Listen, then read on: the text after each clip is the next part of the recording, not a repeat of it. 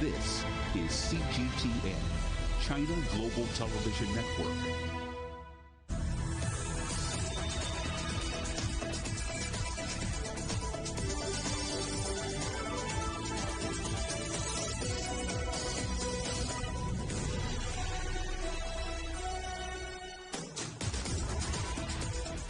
Hello and welcome to Global Business Europe, live from CGTN in London. I'm Juliet Mann.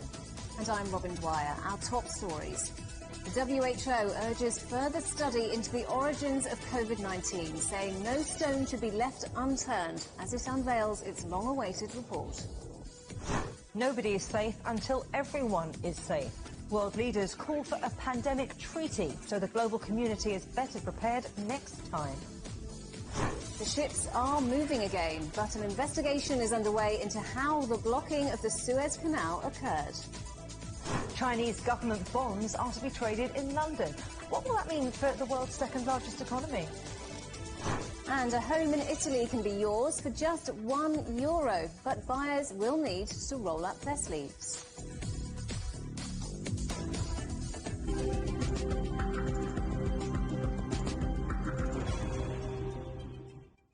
The World Health Organization has released its widely anticipated report into the origins of COVID-19 after a joint investigation with China. The findings of that report were put together by an international team of experts following the WHO's January visit to Wuhan, where the outbreak was first identified in 2019. The report suggests the virus most likely jumped from an animal, potentially a bat or a pangolin, to an unknown intermediate animal host, and from there went on to infect humans. The team has recommended further study into the possible path of transmission. It's also downplayed the possibility that the virus leaked from a lab in Wuhan, describing this as an extremely unlikely pathway. The findings suggest that coronavirus had been circulating several weeks before infections were first detected, casting uncertainty over whether the outbreak started at a seafood market in Wuhan, where many early human cases were found. We'll speak to our Beijing correspondent Liu Jiaxin in just a moment. But first of all, Andrew Wilson joins us live from Oxford. So, Andrew, is that now the end of it?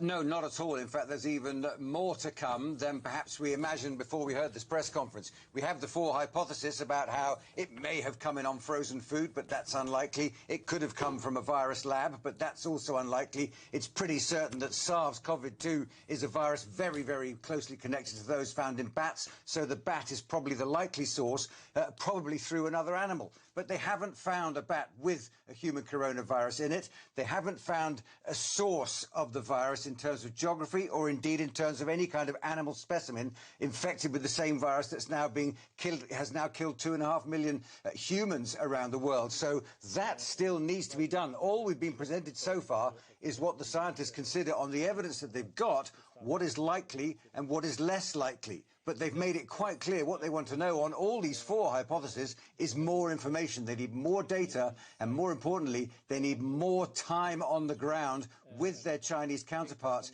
to go through more and more of the hypothesis. They talked about Wuhan being an amplifier event, but the likelihood of milder cases having been either in the area or areas connected to Wuhan through the farm and zoonotic and food supply traffic, going to those as well, they said was very, very important to see. And of course, the discussion of it might be even further afield. They might find milder cases. So far, they have no record, apart from those that start in December 19, inside Wuhan, which they have linked to the market. So there's still a lot of work to be done. And the scientists made it clear how much work they've managed to do so far in the short time that they spent in China. We were also able, for each of the interesting vendors in the market, we were able to trace back their suppliers, in particular the shop selling farmed wild animals of much interest in our work. We could detect or identify the suppliers they were using all the way back to the farms, providing and raising these animals in different provinces of the country, and in particular in some provinces where we know that bat population of interest are also there. So clearly pointing into interesting new studies to be conducted in the coming months. And Andrew, did we have any comment from the WHO on possible origins of the virus in other parts of the world, potentially outside of China? Well, these are scientists, so what they deal is in information that they do know. So we have their hypothesis, the things that they're tracking down, but they're not prepared to speculate on things that they don't know yet or have any proven data that points towards it. They are concerned and have mentioned about possible milder cases of coronavirus being recorded in France and Italy as early as November 19. But they said the work on this they described as the quality of the studies of those being quite limited. And I understand those were post-mortem studies, so that is not, as far as they're concerned, conclusive. They also talked about the fact that if a virus lab may have leaked the virus, well, it may be a virology lab from somewhere else. They simply don't know, so they're not prepared to stake any certainty on it. What they have made clear, though, is that they need to remain central to this investigation. Marion Koopman, one of the scientists, described how they'd had so many online meetings with their Chinese counterparts before the visit, and then during 2 weeks of quarantine in China, more online communication with their Chinese counterparts, but actually only 2 weeks face-to-face with the teams from China to start gathering the data and sharing the information that they were looking for. Clearly, what they're hinting at, quite strongly, is they want to get back to China as soon as they can in a spirit of further cooperation to discover more in their hunt for a source of this coronavirus infection. Andrew, good to talk to you. Andrew Wilson reporting now. Well, our reporter Liu Jiaxin has more now from Beijing. Jiaxin, what's been the reaction from where you are? Yes, Juliet, right after the release of this official report, Chinese side, the China Foreign Ministry spokesperson responded to the media in 4 key points. First of all, the spokesman said that China appreciates the scientific and professional spirit of all the experts involved in this cooperation, and also China supports all the efforts in tracing the origin of the coronavirus. Which is why that during the 28th day of Wuhan's failed research, China has supported the expert team in all the field they requested, and also this showed that China's open, transparent, and professional attitude. Furthermore, China called for all the countries to not politicize this issue, as this is a scientific issue and should be left to the scientists. This is repeatedly stressed by the Chinese side. And also, last but not least, Chinese spokesperson said that the country believes this is a global issue and should be carried out. Like such research, further research should be carried out in in different places and different countries, including China. Yeah. So very much. That's all the response from the Chinese side right after the release of the report. A global issue then. Jiaxin, thank you very much. The World Health Organization and 23 countries have endorsed the idea of an international pandemic treaty to increase global readiness in the event of another future pandemic. Let's talk now to Nuid Jawapal, who joins us from our London newsroom. So, Nuid, what's this treaty calling for? Well, Robin, the idea is fairly simple: to try and increase international cooperation to better fight any future pandemics. Some big names backing it as well: the UK's leader Boris Johnson, Germany's Chancellor Angela Merkel, as well as her French counterpart Emmanuel Macron, all putting their names to this, all writing opinion pieces in major newspapers in their respective countries to do so. The World Health Organization obviously taking the lead here. Its Director General, Dr. Tedros Ghebreyesus, says 23 countries in total have put their name to it. And that includes all around the world, some African countries like South Africa and Senegal, but also Portugal, for example, and South Korea as well. And the issue of a joined-up approach to fight future pandemics really come into the spotlight in recent months over the past year, because different countries around the world have taken their own approaches largely to dealing with COVID-19, and that's meant varying levels of success in fighting it. If you look at things like death rates, for example, or how successful they've been in reducing cases and hospitalizations. But this treaty is expected to have some some teeth as well. It's not just about the rhetoric with the big world leaders. It's also going to look at some specific details to try and prevent future pandemics. That will include things like sharing information early on in pandemics, something that China was criticised for by some Western states, something that Beijing has denied, but also things like sharing vaccines. Western countries, some of them have been criticised for hoarding vaccines that they may not actually need. So that's another area that it's looking at, this treaty, as well as, of course, sharing medicines and treatments for future pandemics as well. Crucially, though, the main factor is that this is about what comes next, but there is still a pandemic that the world is dealing with right now. The time to act is now. The world cannot afford to wait until the pandemic is over to start planning for the next one. We must not allow the memories of this crisis to fade and go back to business as usual. But Naweed, when it comes to sharing, the reality around vaccines at the moment looks very different. Yeah, it does. And two key players here, the United States and China, they haven't actually signed this letter calling for this treaty, but Dr. Tedros, the head of the World Health Organization, says that both have been, quote, positive about the news and that any future discussions around this treaty will include all the members of the World Health Organization. But going back to COVID-19, the pandemic is raging on, regardless of future, a treaty looking at future pandemics. The current one is really taking priority for governments all across the world. If you see what's happening with vaccinations, for example, the priority for many countries is vaccinating their own people. If you see about protecting their borders, again, the priority is about protecting their own geographies and their own lands. And that's the sort of thinking, Robin, that the World Health Organization says needs to change in the future if pandemics are to be contained more successfully. OK, Naweed Jabalkil, thanks very much. In London, a mural to remember those who've lost their lives to COVID-19 has appeared on a wall by the Houses of Parliament. The painting has a single heart for every victim. It's been organised by bereaved families who want a public inquiry into the response to the pandemic by the UK government. For more, go to our website, europe.cgtn.com. And remember, CGTN is available to watch for free on all the major digital platforms, Smart TV or online on Roku, Apple TV, Amazon Fire and Android TV. You can also find us on YouTube and Dailymotion, as well, of course, as cgtn.com and the CGTN app. Still to come on Global Business Europe.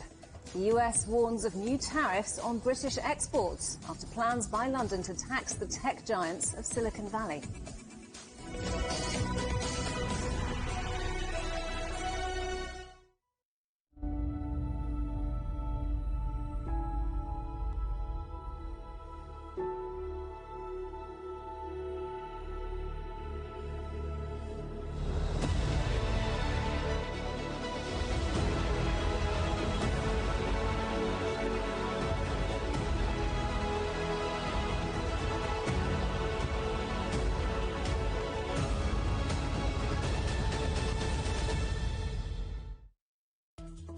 Search CGTN Europe wherever you get your podcasts to subscribe to the Agenda podcast. The Agenda with me, Stephen Cole, always gets to the heart of the story. Just subscribe today and listen now. Covering the world from 4 continents. A new horizon. Teams in Beijing, Washington, D.C., Nairobi, and London.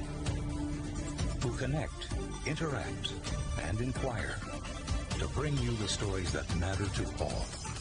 The Link, only on CGTN. Don't forget you can sign up to our daily newsletter. We bring you all the top business headlines straight to your inbox. So sign up for free at this address. CGTN. See the difference.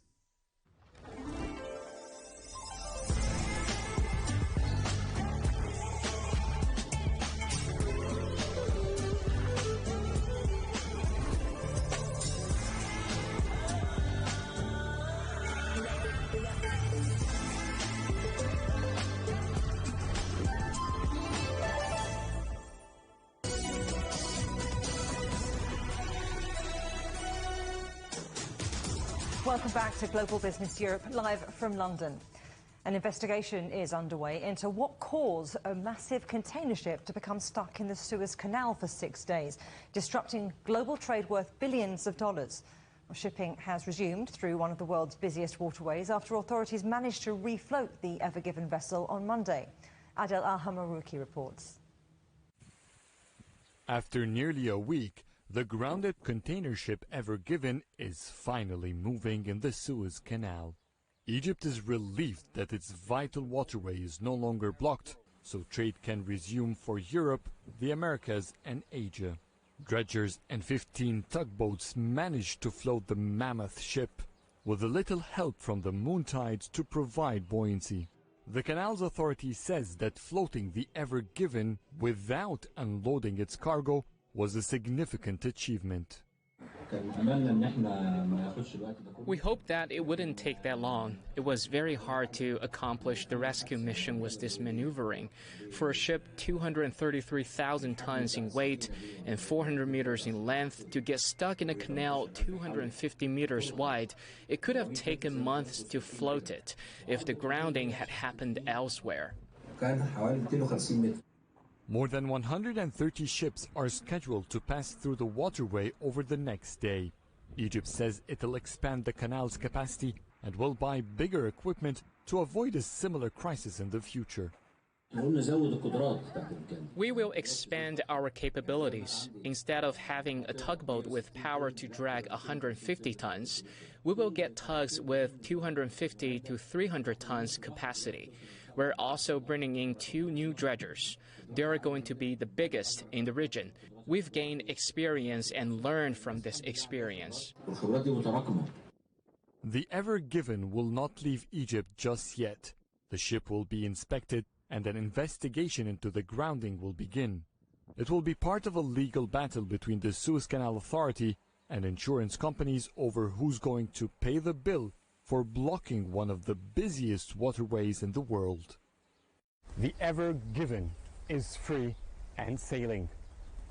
The world of supply chain and global trade can now breathe and prepare with logistics to bring back goods as fast as possible.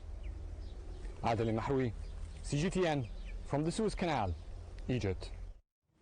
The US has warned it's considering putting new tariffs on a list of British exports in response to plans by the UK to tax American tech giants. The Biden administration says the upcoming digital services tax on the likes of Google, Twitter and Amazon is discriminatory. It has warned that it may retaliate by imposing costs of up to 25% on goods including shoes, clothing, refrigerators and gaming consoles. Well, let's go now to New York and join Tom Cherrett, who's going through his online shopping list. And I'm wondering what he's going to have to, put in the basket for later. This is just the sort of story you love, isn't it? Deceit, revenge. Do I smell a full-blown trade war? Well, it could be going that way, couldn't it, Juliet and Robin? You never know. I think it's going to take a while before we actually get to that point, though. The thing to remember is that there has been a long-held view outside the United States that these big-name Silicon Valley companies like, the big ones, Twitter and Facebook and Google and Microsoft, they simply don't pay enough tax in jurisdictions where they actually operate outside the United States. And you know how it goes. You can imagine how it must go. You can imagine the British Treasury saying to one of these Silicon Valley companies, and how much did you make in the last quarter? And they say $4 billion. And so how much will you be giving the UK exchequer? And they say, well, I think about 25p, actually. And the Treasury, well, you made $4 billion, you're giving us 25p, what's going on? And the answer, of course, is they say, well, the profit that we made is in another jurisdiction, so sling your hook, mate, we're not giving you any more. So in comes the digital services tax, which is already operating in the United Kingdom. It has the backing of Rishi Sunak, the UK Chancellor of the Exchequer. He's written to other chancellors and finance ministers around the world saying that he thinks that they should support it. It's bringing in around $300 million. It'll bring in much more than that if it goes on. But here's the view here in America. This is what they think about all this in America. In America, at all levels of society, they simply think, well, you hate our big tech companies because you didn't invent them, did you?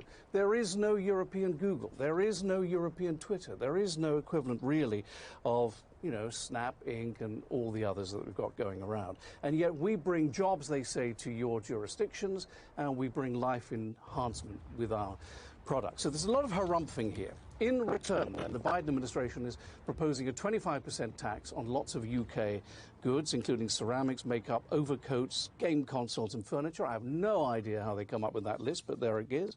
The Biden administration is also having ongoing discussions about this with other separate European countries, although not with the European Union as a whole. Juliet? So, John, where could this end up? Well, I think it's going to take some time. It's not going to happen by the end of this week. I don't think so. We do know, because he said so, that President Biden wants to be more conciliatory than President Trump was on lots of different issues, in particular trade. And he has already, the Biden administration has already rode back on some of the Trump-era tariffs that were imposed, because President Trump was like a scattergun, wasn't he? You had tariffs, tariffs, tariffs, tariffs.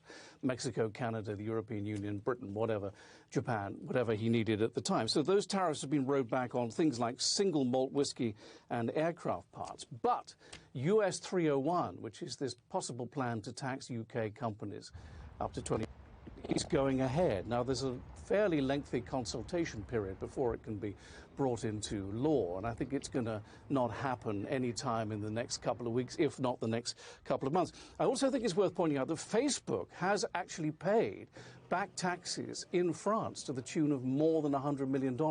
And Mark Zuckerberg, who's the CEO, has said that he completely understands why that had to be done and the reason for these big tech companies to be paying tax in the jurisdictions in which they operate. Finally, the other thing I think is that this is all showing that President Biden is no rollover when it comes to issues of trade, as you see him now dealing with the UK and as we saw last week in the way they dealt with China issues. Juliet? No pushover. Well, John Terrett, always a pleasure talking to you. Thank you very much. Chinese government bonds are set to be included in the FTSE World Government Bond Index from the end of October. This will be the third major global bond index to include China. And London's FTSE Russell confirmed the process will be phased over 36 months. I spoke to Mark Ostwald, Chief Economist and Global Strategist at ADM International, and asked him what impact this development will have. China's also been included in other indices, but this is a very big one in the sense that there's something in the region of $2.5 trillion of passive funds which track this particular index, so it's a much bigger grouping. The estimate is that overall it's likely to bring something in the region of about $130 billion of inflows into Chinese government bonds. So for that particular reason, I think is one of the reasons why they've decided to stagger the introduction from October into the index over a 3-year period. Normally it would be 1 year, but because it would have such a large effect on portfolios as people reweight towards China. So it's basically going to be staggered over 3 years, so it doesn't have quite such a big inflow. This works two ways, actually. It's not only for investors, but it's also for the Chinese authorities who have seen sizable inflows into the Chinese local government bond market since they opened it up, the domestic one. But it's still a case of managing in and outflows, and with more funds from abroad in the Chinese bond market, so it needs to be monitored a lot more carefully, particularly given it is China and it is a command and control economy, and they don't want to see too rapid changes in ins and outflows out of their bond market. And China's sovereign bonds have already seen an increase in popularity amongst global investors. What's behind that? I think there are a number of factors. First of all, it is the second biggest economy in the world, so people would naturally want to have a fairly substantial allocation to it. And secondly, and more importantly, it's offered a very, very substantial yield premium, particularly in the past year, relative to any other major bond market in the world. Even at the moment, we're still talking about the 10-year Chinese yield being at 3.20, while the US 10-year yield's at 1.75.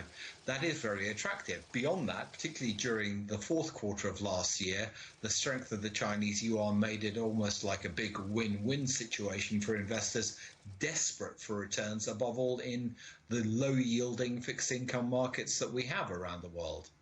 And what will this inclusion bring for Chinese securities? Will it have any effect on those? It's going to be an interesting experiment in how they manage these flows. They have quite a lot of control over the equity market flows. This one will probably be somewhat less, control, so they're going to have to watch it a lot more carefully, particularly given the size of transactions in bond markets is that much bigger than in individual equities. I think the more important thing is that by gradually opening up its capital account, of which this the Chinese government debt is a part, it will also allow a somewhat freer trade in the Chinese yuan. But this is a very, very gradual, I would say glacial progress in actually freeing up the Chinese capital account. London's financial centre is likely to see most workers return to their offices after the pandemic, but the 5-day week may be a thing of the past. The City of London Corporation says it's confident companies will return to their central London offices, which is good news for cafes and bars. However, the group says most firms are likely to embrace a hybrid style of working, from home and from the office. BioNTech says that after ramping up its manufacturing and supply systems, it expects to produce some 2.5 billion doses of its vaccine this year. As of March the 23rd, the German firm, which developed the vaccine with US company Pfizer, says it's delivered 200 million doses globally. It also says it's been given regulatory approval for 6 doses to be drawn from each vial, rather than 5. Apple supplier Foxconn has posted lower than expected profits for last year, despite strong iPhone 12 sales. Net profit of $1.6 billion was around 4% lower than the year before. Despite the drop, the world's largest contract electronics maker expects revenue to grow about 10% in 2021. Hyundai is temporarily suspending production at a car plant in South Korea due to the global chip shortage. The affected factory produces 311,000 vehicles each year, including its new Kona electric models. Last week, Honda and General Motors both said they would not be restarting work at plants in North America until mid-April because of chip shortages. Volvo Cars will offer all of its worldwide employees 24 weeks paid parental leave in a bid to support female executives and equal parenting. The car maker, which is based in Sweden but owned by China's Geely Holding, says the move will help close the gender gap and allow workers to excel in their careers. China's top legislature has approved a bill to change the electoral system of Hong Kong. The measures, which were approved unanimously, will see the number of directly elected seats in Hong Kong's parliament cut, while prospective MPs will be vetted before they're allowed to stand. President Xi Jinping signed presidential orders to enact the changes. Critics of the changes say it's a blow to the region's political freedoms. Hong Kong Chief Executive Carrie Lam says the government expects to hold legislative council elections in December, more than a year after they were postponed due to the coronavirus pandemic. This improvement is in accordance with the one country, two systems, and is based on the situation of the Hong Kong society. It implements the principle of patriots administering Hong Kong. We have also made some brochures to introduce these changes to the public. China's Defence Minister Wei Fenghe is in North Macedonia for his last stop of a 4-country tour of Eastern Europe. Wei was received by the President of North Macedonia on Tuesday. The visit aims to strengthen military ties and boost trade in energy, agriculture and building materials. North Macedonia, which has signed up to Beijing's Belt and Road Initiative, has been receiving medical supplies from China to help with the coronavirus pandemic. President Penderovsky thanked his guest for China's assistance. A human rights group says the number of people killed in the Myanmar military crackdown on protesters has passed 500. The group, the Assistance Association for Political Prisoners, says daily rallies across the country have been met with tear gas, rubber bullets and live rounds of ammunition. Protesters have been demanding the restoration of the elected government and the release of civilian leader Aung San Suu Kyi since February's takeover. Meanwhile, Thailand is reportedly sending back refugees who fled airstrikes and violence in Myanmar. Authorities are denying ordering people to cross back into Myanmar, but access to the area is blocked. CGTN's Martin Lowe is at the border between the two countries and sent this report. This video claims to show refugees being forced into boats by Thai soldiers and ordered back across the Salawin River from the safety of Thailand to strife-torn Myanmar. It was filmed, say activists, by one of the refugees and passed to the media. In Burmese, the man filming can be heard saying, We are old men and women, but still they are sending us back. We travelled to the point where just a few metres of water separates Myanmar and Thailand. Our vehicle was halted at a broken river bridge.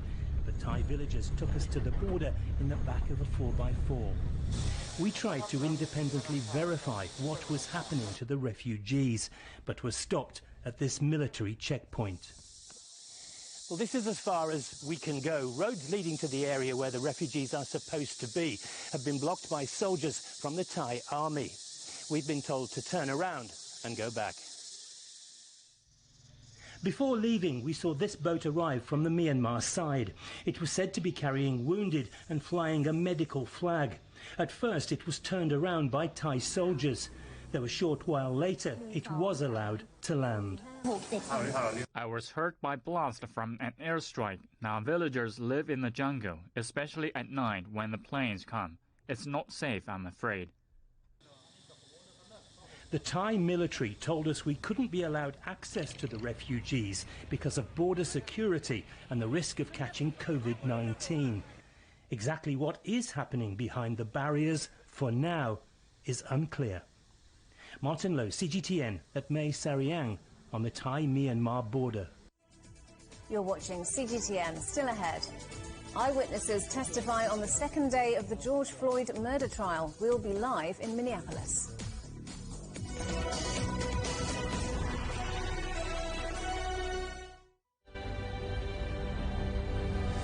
Patient after patient after patient. They take a long time to get better. They're the sickest patients we've ever seen.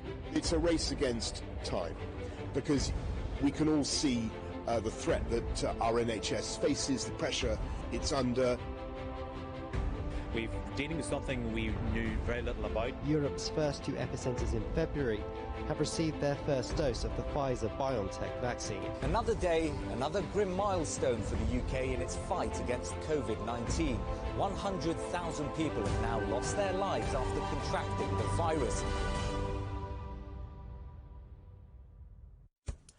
On the agenda with me, Stephen Cole, we look up into space. We look down into data. We look at debt. We look at politics. We look at opioids, climate change. We look at all the issues that really matter around the world. But you matter too. We want to tell the stories you want to see and hear about. Make it your agenda.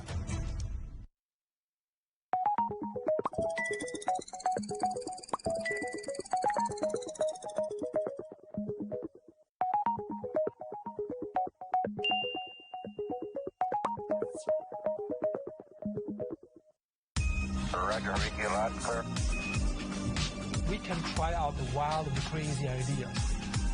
Nothing can stop an idea whose time is coming. This idea is coming. I actually feel quite comfortable in isolation. We should all be very basic when we try to save the world. Oh, no. We hope it will happen. We have to live in hope. The agreement is signed. But what is the real deal now the UK has left the EU?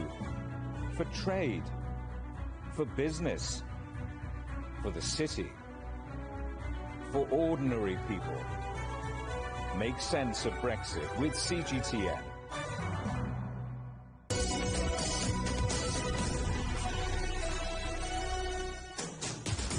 Welcome back to Global Business Europe with Robin Dwyer and me, Juliette Mann. Our top stories.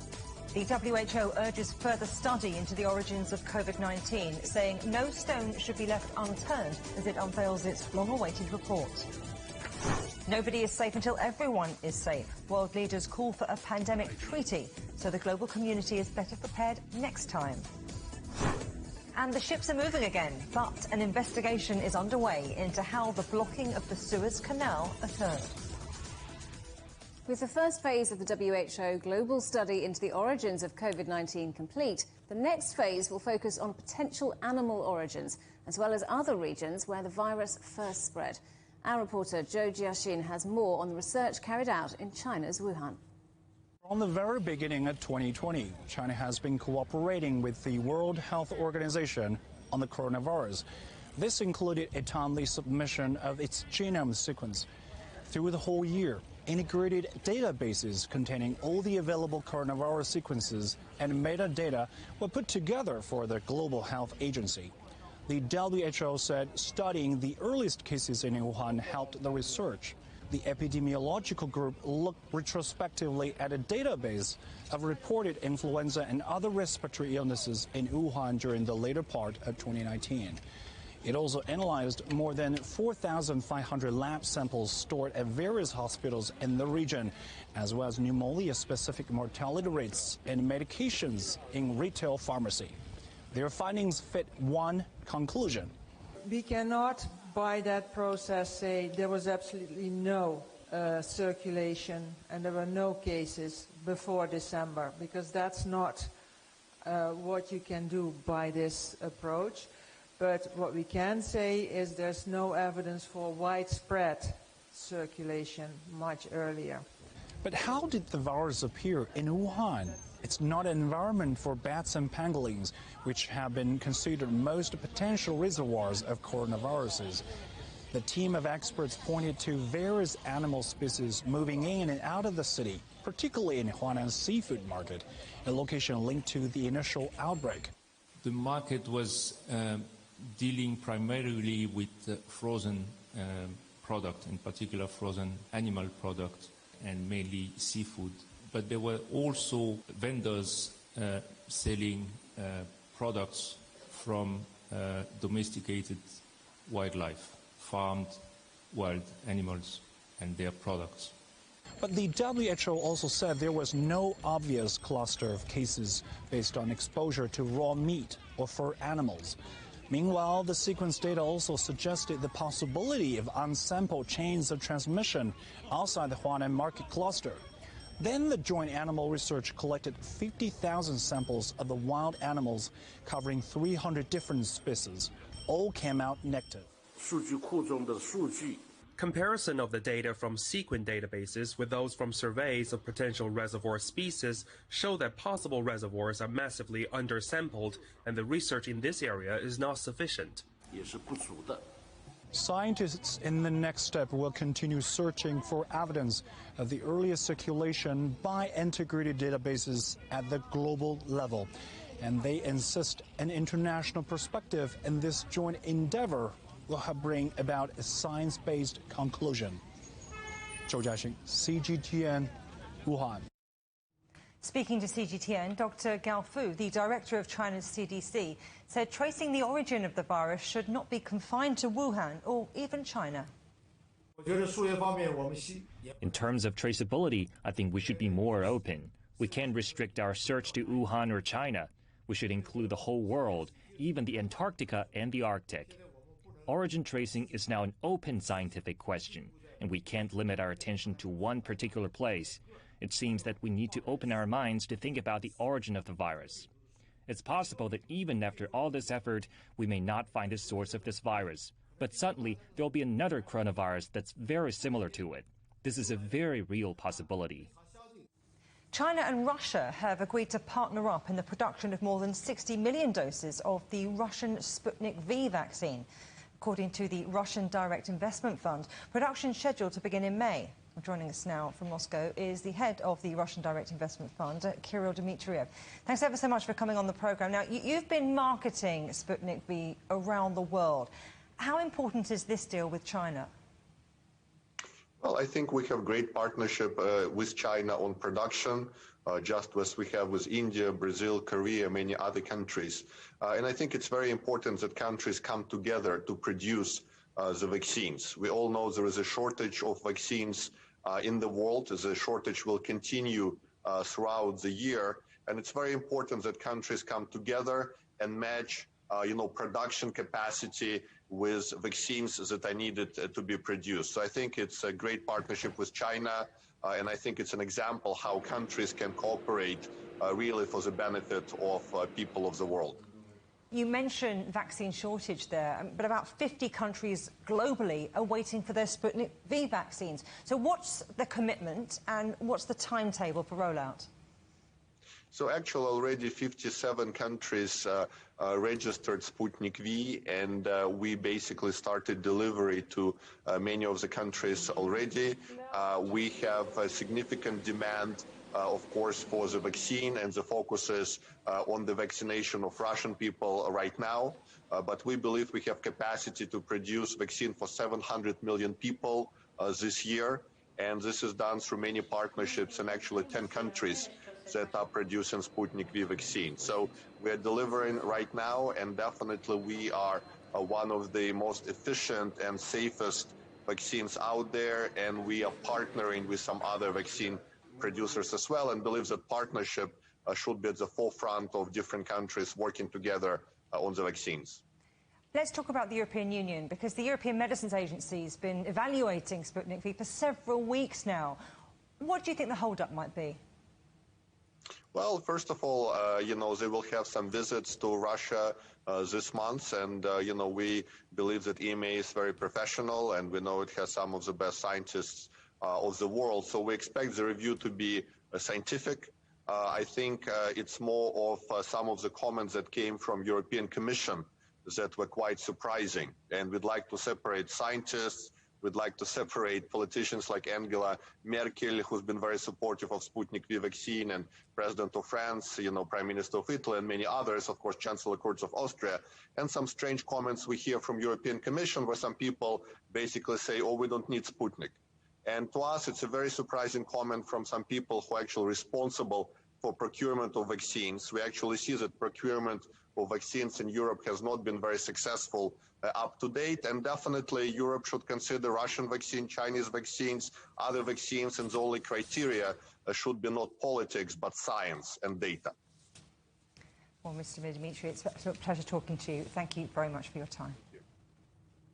An eyewitness in the murder trial of George Floyd says the 46-year-old was in tremendous pain before he died. Derek Chauvin, a white former Minneapolis policeman, is charged with killing the African-American man. Chauvin knelt on Floyd's neck for nearly 9 minutes during his arrest last year. Let's speak now to Philip Crowther, who's live outside the courthouse in Minneapolis for us. So, Philip, the second day of the trial, talk us through some of the testimony given in court today. Yeah, this was the first time that witness testimony got emotional, but also the first time that things got a little bit contested inside of the courtroom, in the courthouse you see here right behind me. Because already today we've heard from two witnesses so far. The one you just mentioned, that's Donald Williams. He is one of the bystanders who were there when Derek Chauvin pressed his knee onto the neck of George Floyd. Now, Donald Williams is a man who knows his way around mixed martial arts and knows a lot about chokeholds. So he gave his opinion on what he thought he saw at the time.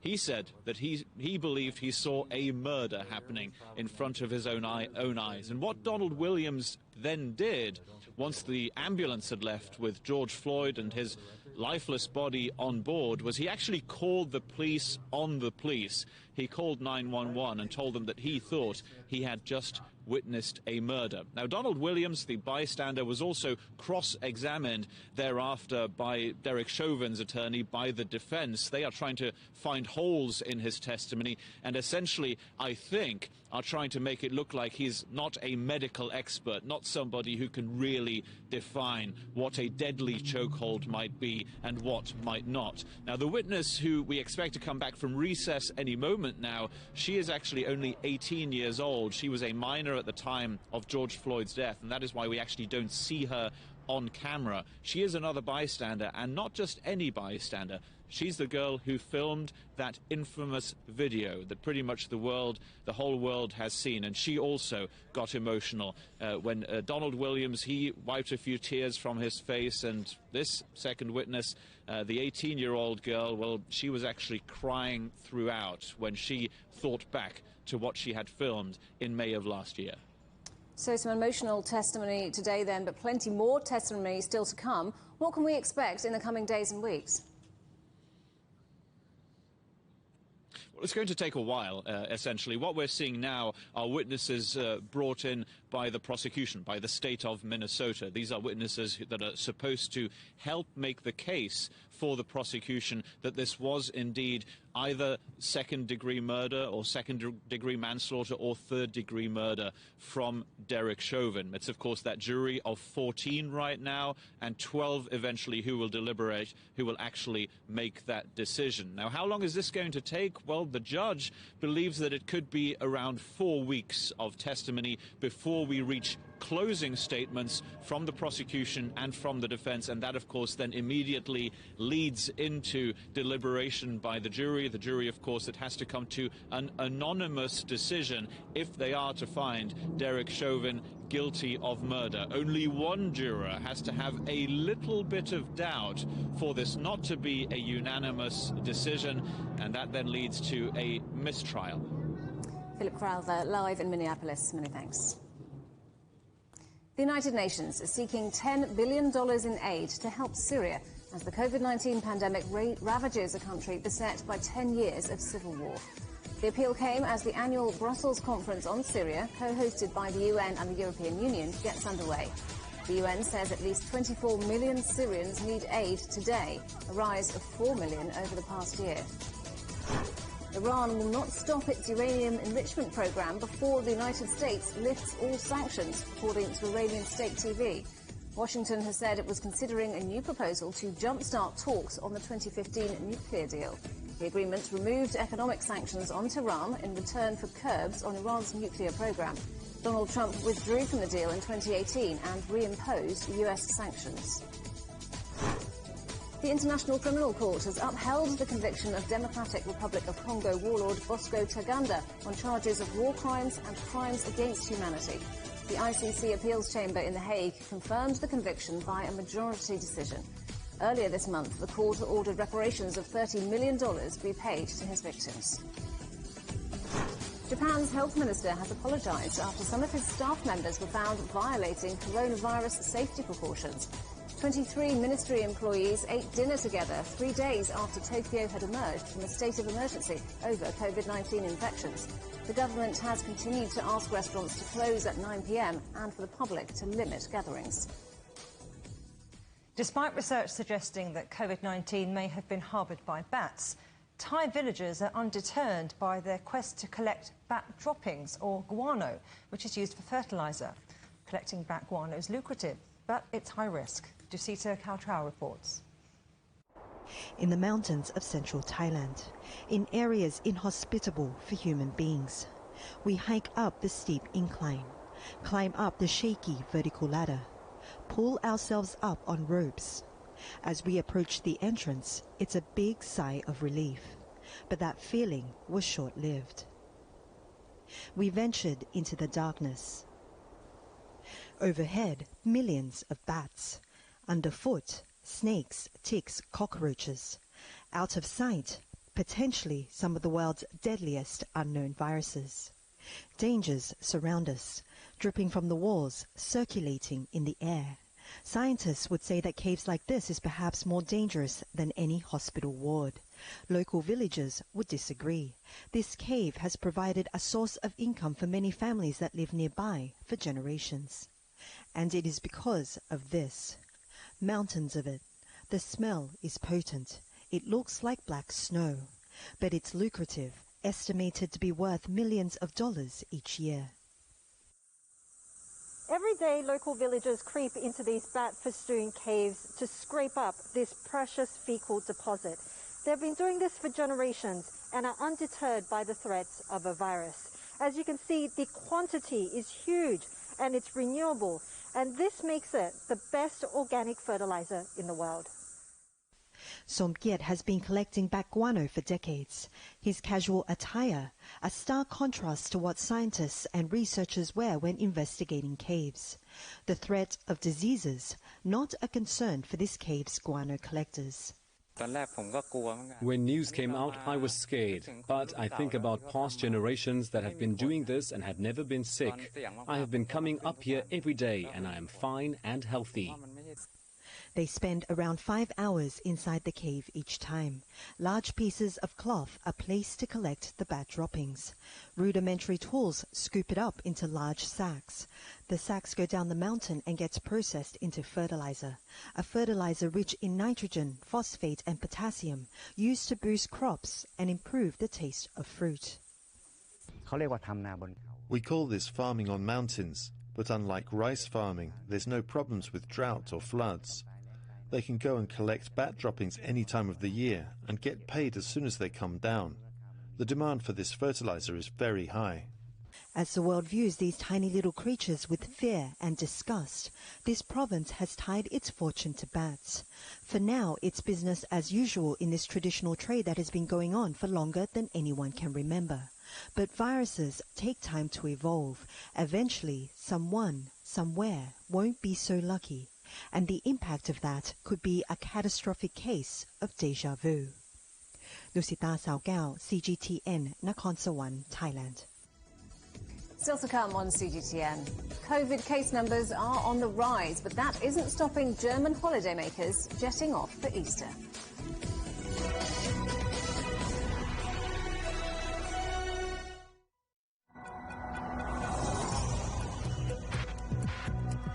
Each day, there are millions of stories.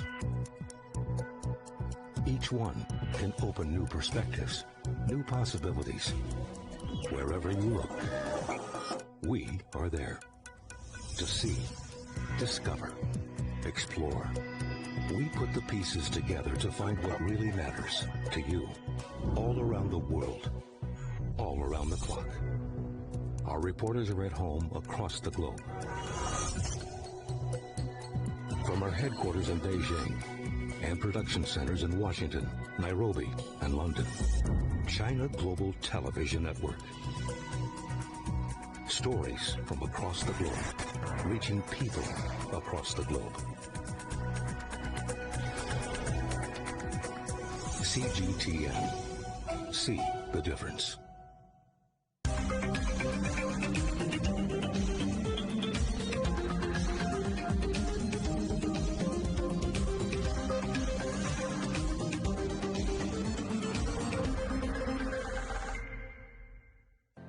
Mari, what would you say is a good question? Stephen, I'd say it's one where there's always more than one answer. The Answers Project is a new podcast series from CGTN Europe. With me, Stephen Cole. And me, Mari Beveridge. In each episode, we'll take a complex question. And with the help of some of the world's foremost experts, shine light on some of the answers. So join us for The Answers Project. Available wherever you get your podcasts.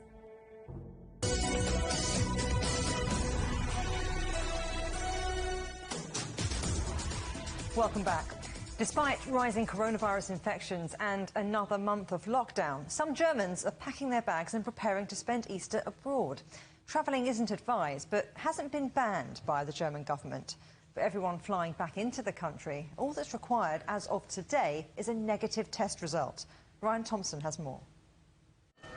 The lonely lockdown life of Berlin, Dusseldorf, or Bavaria is nowhere to be found on the Spanish island of Majorca.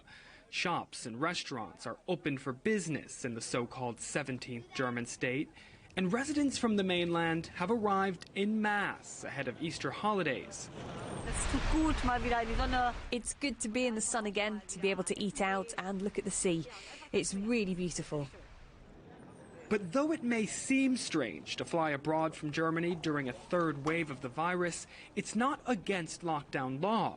The German government advises against travel, but has stopped short of banning it outright. Instead, as of Tuesday, all travelers returning home must present a negative test before flying, but nothing else is required. Some say the lack of firm government action is because it's not allowed by EU law. Others say it's political. No party wants to get in the way of Germans' Easter holidays during an election year. All in all, it seems that the tourism testing requirement has stopped few people from heading abroad, even as coronavirus cases are rising quickly.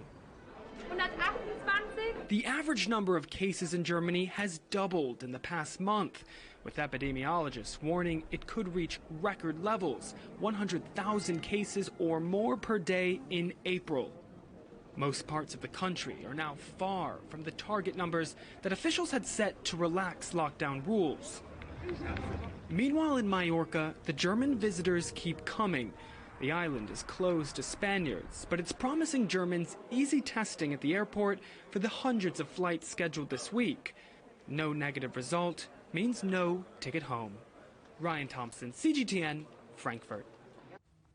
When the mayor of the city of Taranto in southern Italy announced the sale of historic properties for just €1, many thought it was only a publicity stunt. But it wasn't. And now a few lucky buyers are preparing to move into their new homes. Catherine Newman has more.